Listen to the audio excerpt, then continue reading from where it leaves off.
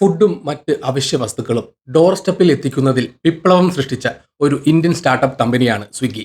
2014 ബംഗളൂരുവിൽ 3 സുഹൃത്തുക്കൾ ചേർന്ന് ആരംഭിച്ച ഈ സംരംഭം ഇന്ന് ഇന്ത്യയിലെ ഏറ്റവും വലിയ ഓൺലൈൻ ഡെലിവറി പ്ലാറ്റ്ഫോമുകളിൽ ഒന്നായി വളർന്നു.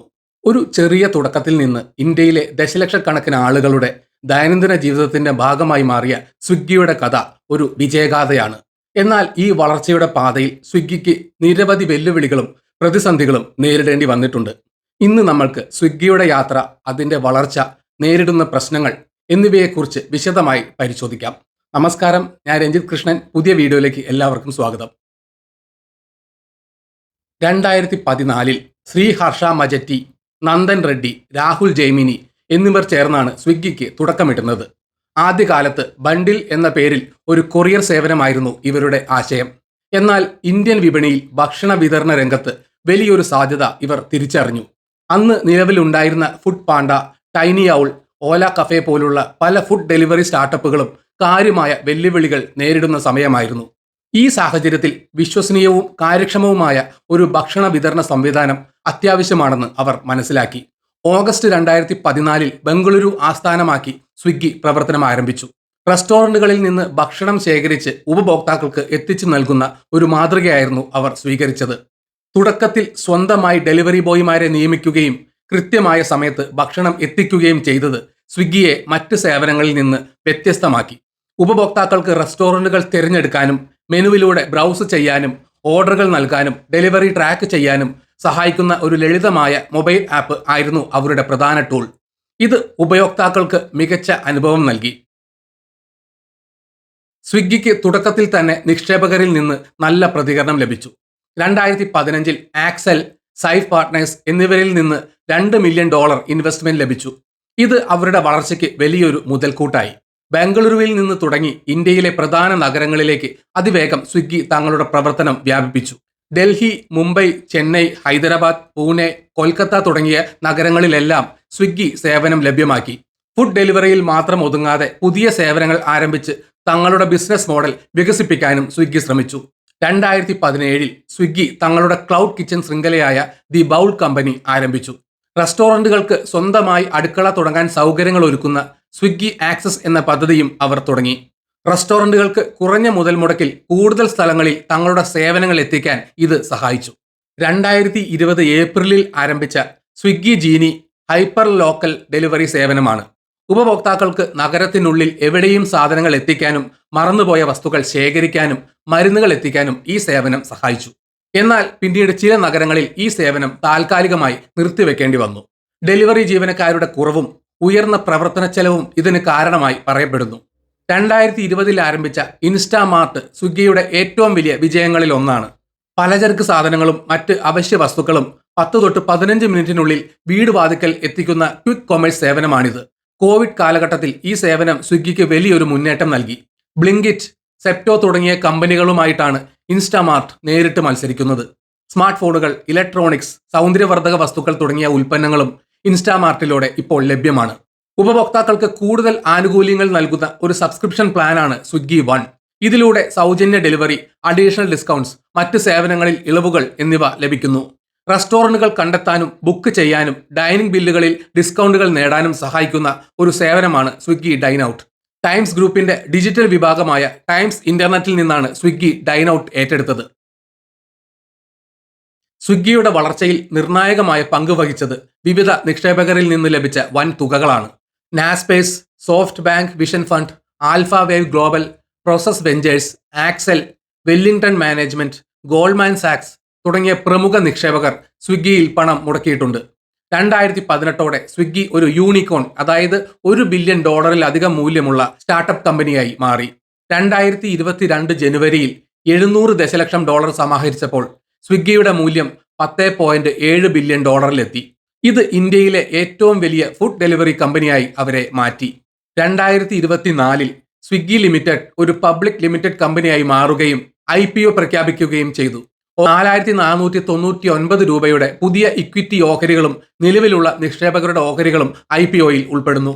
ഓഹരി ഒന്നിന് 371 രൂപ മുതൽ 390 രൂപ വരെയാണ് വില നിശ്ചയിച്ചിരിക്കുന്നത്.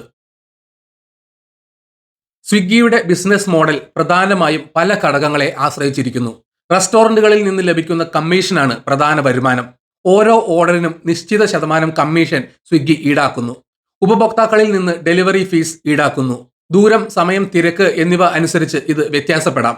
റെസ്റ്റോറന്റുകൾക്ക് സ്വിഗ്ഗി ആപ്പിൽ മികച്ച വിസിബിലിറ്റി ലഭിക്കുന്നതിന് പ്രൊമോഷണൽ ഫീസ് ഈടാക്കുന്നു. സ്വിഗ്ഗി വൺ സബ്സ്ക്രിപ്ഷൻ പ്ലാനുകളിൽ നിന്നുള്ള വരുമാനം, അതുപോലെ ഇൻസ്റ്റാമാർട്ട്, ജീനി തുടങ്ങിയ സേവനങ്ങളിൽ നിന്നുള്ള വരുമാനം, ഉപഭോക്താക്കൾക്ക് ഓർഡർ ചെയ്യാനുള്ള എളുപ്പം, റെസ്റ്റോറന്റുകൾക്ക് കൂടുതൽ ഉപഭോക്താക്കളിലേക്ക് എത്താനുള്ള അവസരം, ഡെലിവറി ജീവനക്കാർക്ക് വരുമാനം നേടാനുള്ള മാർഗം എന്നിവ സ്വിഗ്ഗി ഒരുക്കുന്നു.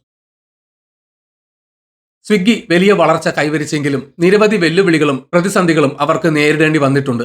സൊമാറ്റോ ആണ് സ്വിഗ്ഗിയുടെ ഏറ്റവും വലിയ എതിരാളി. ഫുഡ് ഡെലിവറി രംഗത്തും ബ്ലിങ്കിറ്റ്, സെപ്റ്റോ പോലുള്ള ക്വിക്ക് കൊമേഴ്സ് രംഗത്തും ഇവർ തമ്മിൽ കടുത്ത മത്സരമാണ് നടക്കുന്നത്. ഇത് വരുമാനത്തെയും ലാഭത്തെയും ബാധിക്കുന്നു. ഉപഭോക്താക്കളെ ആകർഷിക്കാൻ നിരന്തരം ഓഫറുകളും ഡിസ്കൗണ്ടുകളും നൽകേണ്ടി വരുന്നത് കമ്പനിയുടെ സാമ്പത്തിക ഭാരം വർദ്ധിപ്പിക്കുന്നു. 2025 സാമ്പത്തിക വർഷത്തിലെ കണക്കുകൾ പ്രകാരം സൊമാറ്റോ ലാഭത്തിലേക്ക് കടന്നപ്പോൾ സ്വിഗ്ഗിക്ക് 3117 കോടി രൂപയുടെ നഷ്ടം രേഖപ്പെടുത്തേണ്ടി വന്നു. ഇത് മത്സരത്തിന്റെ തീവ്രത വെളിവാക്കുന്നു. സ്വിഗ്ഗിക്ക് തുടക്കം മുതൽ ഉയർന്ന ബേൺ റേറ്റ് അഥവാ പണം ചെലവഴിക്കുന്നതിന്റെ തോത് വളരെ കൂടുതലാണ്.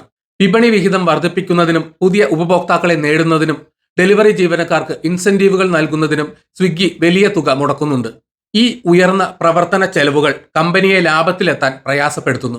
തുടർച്ചയായ നഷ്ടം നിക്ഷേപകരുടെ ആശങ്കയ്ക്ക് കാരണമാകുന്നു. സ്വിഗ്ഗിയുടെ നട്ടെല്ല് അവരുടെ ഡെലിവറി പാർട്ട്നേഴ്സാണ്. എന്നാൽ കുറഞ്ഞ വരുമാനം, ഇൻസെന്റീവുകളിലെ മാറ്റങ്ങൾ, ജോലി സാഹചര്യങ്ങൾ തുടങ്ങിയ വിഷയങ്ങളെ ചൊല്ലി ഡെലിവറി ജീവനക്കാർക്കിടയിൽ നിരവധി പ്രതിഷേധങ്ങളും സമരങ്ങളും നടന്നിട്ടുണ്ട്. ഗിഗ് എക്കോണമി, അതായത് ഷോർട്ട് ടേം അല്ലെങ്കിൽ ടെമ്പററി തൊഴിൽ മേഖല എന്ന നിലയിൽ ജീവനക്കാർക്ക് മതിയായ സുരക്ഷയും ആനുകൂല്യങ്ങളും ലഭിക്കുന്നില്ല എന്ന ആരോപണവും ഉയർന്നിട്ടുണ്ട്. ഇത് ഡെലിവറി വേഗതയെയും സേവനത്തിന്റെ നിലവാരത്തെയും ബാധിക്കാം. ഇന്ധന വിലയിൽ ഉണ്ടാകുന്ന വർധനവ് ഡെലിവറി ചെലവ് കൂട്ടുന്നു. ഇത് ഡെലിവറി ഫീസ് വർദ്ധിപ്പിക്കാൻ കമ്പനിയെ പ്രേരിപ്പിക്കുന്നു. എന്നാൽ ഇത് ഉപഭോക്താക്കളെ പിന്തിരിപ്പിക്കാൻ സാധ്യതയുണ്ട്. ഡെലിവറി ജീവനക്കാരുടെ വരുമാനത്തെയും ഇത് പ്രതികൂലമായി ബാധിക്കുന്നു. ആപ്പിലെ സാങ്കേതിക തകരാറുകൾ, ഓർഡറുകൾ വൈകുന്നത്, തെറ്റായ ഓർഡറുകൾ ലഭിക്കുന്നത്, കസ്റ്റമർ സപ്പോർട്ടുമായി ബന്ധപ്പെടാനുള്ള ബുദ്ധിമുട്ടുകൾ എന്നിവയെല്ലാം ഉപഭോക്താക്കൾക്കിടയിൽ അസംതൃപ്തിക്ക് കാരണമാകാറുണ്ട്. ഈ പ്രശ്നങ്ങൾ ഉപഭോക്താക്കളെ മറ്റ് പ്ലാറ്റ്ഫോമുകളിലേക്ക് മാറാൻ പ്രേരിപ്പിക്കാം. വിവിധ സംസ്ഥാനങ്ങളിലും നഗരങ്ങളിലുമുള്ള തദ്ദേശ സ്വയംഭരണ സ്ഥാപനങ്ങളുടെ നിയന്ത്രണങ്ങൾ സ്വിഗ്ഗിയുടെ പ്രവർത്തനങ്ങളെ ബാധിക്കാറുണ്ട്. ഭക്ഷണശാലകളുടെ ലൈസൻസ്, ഭക്ഷണത്തിന്റെ നിലവാരം, ഡെലിവറി സമയപരിധി തുടങ്ങിയ കാര്യങ്ങളിൽ ഉണ്ടാകുന്ന നിയമങ്ങൾ സ്വിഗ്ഗിക്ക് വെല്ലുവിളിയാണ്. ഉപഭോക്താക്കളുടെ താൽപ്പര്യങ്ങൾ, സാമ്പത്തിക സാഹചര്യങ്ങൾ, പുതിയ പ്രവണതകൾ എന്നിവയെല്ലാം നിരന്തരം മാറിക്കൊണ്ടിരിക്കുന്നു. ഇവയോടൊപ്പം മാറാൻ സ്വിഗ്ഗിക്ക് കഴിയണം. ഉദാഹരണത്തിന് കോവിഡ് കാലത്ത് ഭക്ഷണ വിതരണത്തിൽ ഇടിവ് വന്നപ്പോൾ ഇൻസ്റ്റാമാർട്ട് പോലുള്ള സേവനങ്ങളിലേക്ക് മാറേണ്ടി വന്നു. ആഗോള സാമ്പത്തിക സാഹചര്യങ്ങൾ കടുപ്പമാകുമ്പോൾ പുതിയ നിക്ഷേപം കണ്ടെത്തുന്നത് സ്റ്റാർട്ടപ്പ് കമ്പനികൾക്ക് ഒരു വെല്ലുവിളിയാണ്.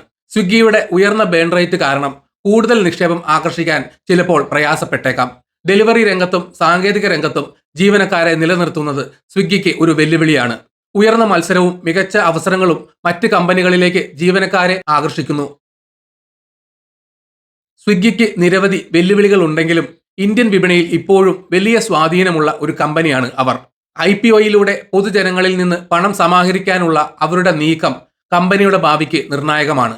ലാഭക്ഷമത കൈവരിക്കുക എന്നതാണ് സ്വിഗ്ഗിയുടെ ഏറ്റവും വലിയ ലക്ഷ്യം. ഇതിനായി അവർ പുതിയ തന്ത്രങ്ങൾ ആവിഷ്കരിക്കുന്നുണ്ട്.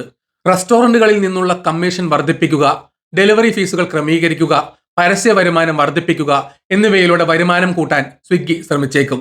ഡെലിവറി ശൃംഖലയുടെ കാര്യക്ഷമത വർദ്ധിപ്പിക്കുക, സാങ്കേതിക വിദ്യയുടെ സഹായത്തോടെ റൂട്ടുകൾ ഒപ്റ്റിമൈസ് ചെയ്യുക, ജീവനക്കാരുടെ ഇൻസെന്റീവുകൾ പുനഃക്രമീകരിക്കുക എന്നിവയിലൂടെ ചെലവ് ചുരുക്കാൻ സ്വിഗ്ഗിക്ക് സാധിക്കും.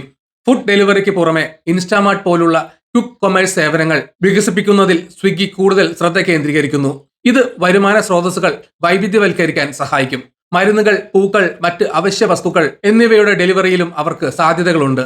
ഉപഭോക്താക്കളുടെ മുൻഗണനകൾ മനസ്സിലാക്കാനും ഓർഡറുകൾ കാര്യക്ഷമമാക്കാനും ഡെലിവറി സമയം കുറയ്ക്കാനും ആർട്ടിഫിഷ്യൽ ഇന്റലിജൻസ്, ഡാറ്റ അനലിറ്റിക്സ് എന്നിവ സ്വിഗ്ഗി ഉപയോഗിക്കുന്നു. ഭാവിയിൽ ഡ്രോണുകൾ ഉപയോഗിച്ച് ഡെലിവറി നടത്താനുള്ള സാധ്യതകളും സ്വിഗ്ഗി പരീക്ഷിക്കുന്നുണ്ട്. ഇത് ഡെലിവറി സമയം കുറയ്ക്കാനും ചെലവ് കുറയ്ക്കാനും സഹായിക്കും. ചുരുക്കത്തിൽ സ്വിഗ്ഗി ഒരു ദശാബ്ദത്തിനുള്ളിൽ ഇന്ത്യയുടെ ഡിജിറ്റൽ ഉപഭോഗ രംഗത്ത് ഒരു വിപ്ലവം സൃഷ്ടിച്ചു. എങ്കിലും ഒരു സ്റ്റാർട്ടപ്പ് കമ്പനി എന്ന നിലയിൽ വളർച്ചയുടെയും ലാഭത്തിന്റെയും പാതയിൽ ഇനിയും ഒരുപാട് ദൂരം പോകാനുണ്ട്. കടുത്ത മത്സരം, ഡെലിവറി പങ്കാളികളുമായുള്ള ബന്ധം, ലാഭക്ഷമത, നിയന്ത്രണങ്ങൾ എന്നിവയെല്ലാം സ്വിഗ്ഗിക്ക് മുന്നിലുള്ള വലിയ വെല്ലുവിളികളാണ്. എന്നാൽ തുടർച്ചയായ നവീകരണങ്ങളിലൂടെയും വിപണിയിലെ മാറ്റങ്ങൾക്കനുസരിച്ച് സ്വയം മാറിക്കൊണ്ടും ഈ വെല്ലുവിളികളെ അതിജീവിച്ച് മുന്നോട്ട് പോകാനാണ് സ്വിഗ്ഗി ശ്രമിക്കുന്നത്. ഇന്ത്യൻ ജനതയുടെ മാറിക്കൊണ്ടിരിക്കുന്ന ആവശ്യങ്ങൾക്കനുസരിച്ച് സ്വിഗ്ഗി ഇനിയും പുതിയ ഉയരങ്ങളിലേക്ക് എത്തുമോ എന്ന് കണ്ടറിയണം. ഈ വീഡിയോ ഇവിടെ വെച്ച് നിർത്തുന്നു. നിങ്ങൾക്ക് വീഡിയോ ഇഷ്ടപ്പെട്ടെങ്കിൽ ലൈക്ക് ചെയ്യുക. ചാനൽ സബ്സ്ക്രൈബ് ചെയ്തിട്ടില്ലെങ്കിൽ മറക്കാതെ സബ്സ്ക്രൈബ് ചെയ്യണം. നിങ്ങളുടെ വിലയേറിയ അഭിപ്രായങ്ങൾ കമന്റിൽ രേഖപ്പെടുത്തണം. നോട്ടിഫിക്കേഷൻ ബെൽ ബട്ടൺ അമർത്താൻ മറക്കരുത്. മറ്റൊരു വീഡിയോയുമായി വീണ്ടും കാണാം. ബൈ.